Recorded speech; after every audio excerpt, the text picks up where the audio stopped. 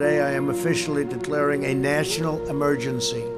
In a desperate bid to stop the disease from spreading, the entire country is now in a lockdown. It's the most severe restriction on movement in Italy since World War II. And could last as long as 6 months.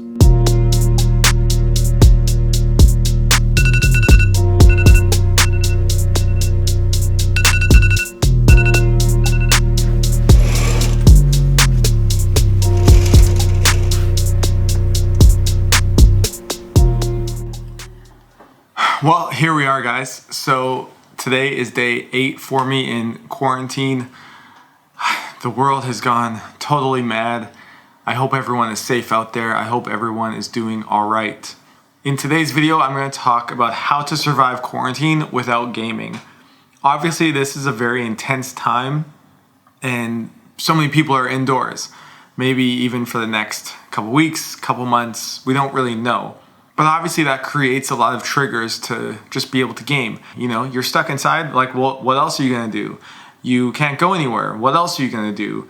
Gaming is the thing that helps you pass time. It's the thing that allows you to continue to connect with other people. It's what allows you to be able to escape and also feel a sense of progress in your life, where maybe currently you feel like you're just at home and everything in the real world is kind of just paused. It's at a standstill, it's stagnant. It's not going anywhere. So I really want to make this video to help all of you guys out there who may be struggling or may be feeling this tension, that look, you can stay inside and not game. You don't have to game. Gaming is just maybe the thing that you've been used to.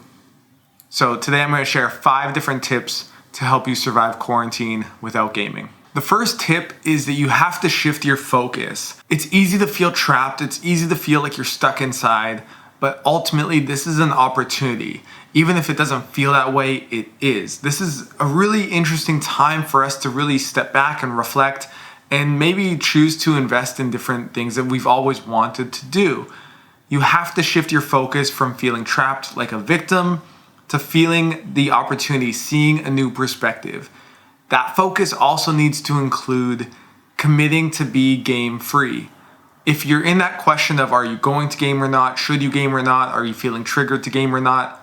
That creates more stress, it creates more emotion, and it creates a lot of uncertainty of whether or not you're going to be able to be okay.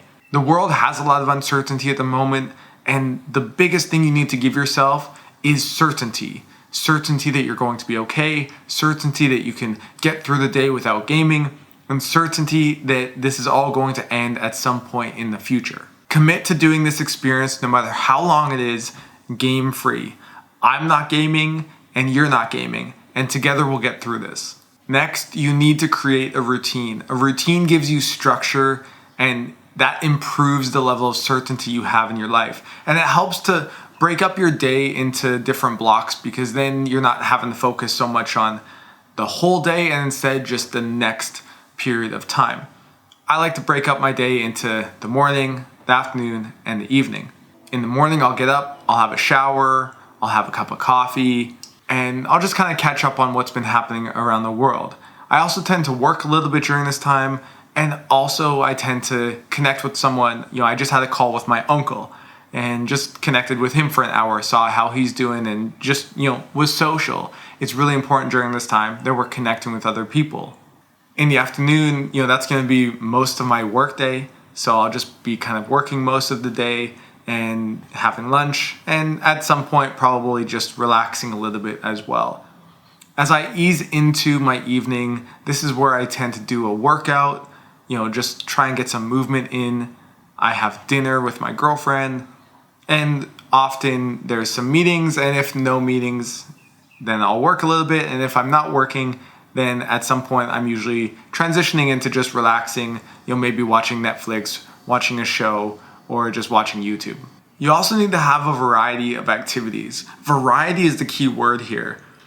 To replace gaming and to avoid feeling like you need to game, you need to make sure that you're doing things so you're not sitting around and just feeling bored. Boredom triggers gaming. Having a variety of activities, that includes things like different activities to kind of focus on improving a skill, to feel a sense of achievement, to relax, to be able to connect with other people, to feel creative. You want to have multiple different activities that you can be doing. Currently for me, that looks like obviously working quite a bit, but if I'm not working, then I can be DJing and working on music. And I can also be relaxing and watching a bit of Netflix, but also spending time reading, also calling a lot of friends, doing a bit of that every single day. And if you're spending quarantine with a partner or with friends and family, then being able to loop them into that as well. So maybe you can do a yoga class together by putting a video up on YouTube, or maybe that's where you can play different card games or you can do a puzzle together. But identifying different activities that you can do that cover different areas of your life is crucial. Gaming is very efficient at being able to fill all these different needs in one activity that you can do for 15 hours straight. So to avoid gaming during quarantine, make sure that you're filling your day with a lot of different activities. And also just be a bit patient.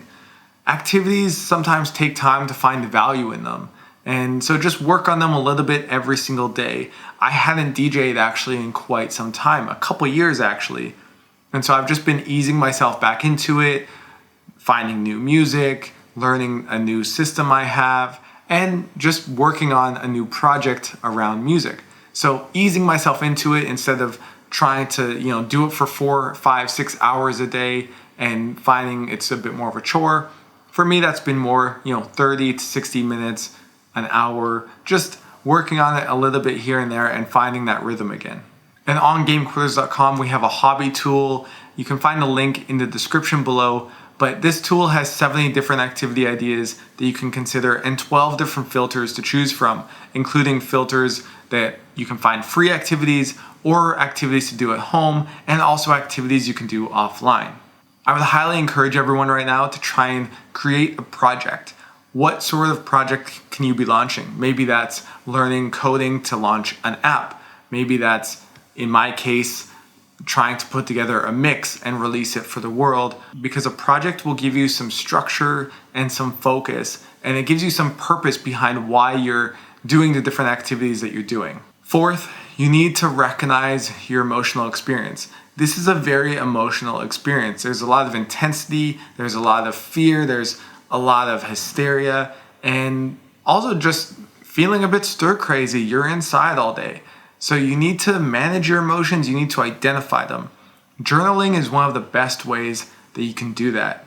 If you're feeling a bit, more anxious today, then that's gonna make you feel like you're more stressed, which may trigger you to want to play games. So make sure you're spending time identifying your emotions and checking in with yourself throughout the day. Often it can be helpful to have a friend to be able to do this with. And so with a couple of my friends right now, we're checking in with each other. Hey, how are you doing today? How are you feeling today? Is anything going on? Be aware of what triggers you, be aware of your cravings, and just remember that emotions are gonna come, they're gonna go, and they will ultimately pass. So try and just breathe through it, try and have other things going on, and just know, there is a light at the end of this tunnel. Cravings are normal, feeling triggered is normal, but that doesn't mean that you have to go and give in and go back in game. Finally, it's so important that you have a vision that this process will end in the future. You need to make sure that you're not focusing too much on that ending tomorrow, because if you do that and it doesn't end tomorrow, then you can feel kind of like stressed or anxious about that. But just remember, this will end in the future, and so stay home and stay strong. Take this one day at a time. You will get through this. We'll all get through this, and we can do it together. So if you'd like support during this time, join us on the forums where a lot of other members are interacting and supporting each other. And if you need a more in-depth guide to be able to quit gaming, we do have a guide called Respawn, and you can find the link for that in the description below. And all your support at this time really helps a lot, not just for myself, but our team and for everyone else out there. So I wish everyone all the best. Remember, you don't have to game during quarantine. It is possible to do this experience without it. Millions of people out there are currently doing quarantine without gaming, and so you can be one of them as well. And before the internet and before technology existed, millions of people managed to stay home without needing to game, and so you can do it as well. Stay home, stay strong. I wish you guys all the best during this time.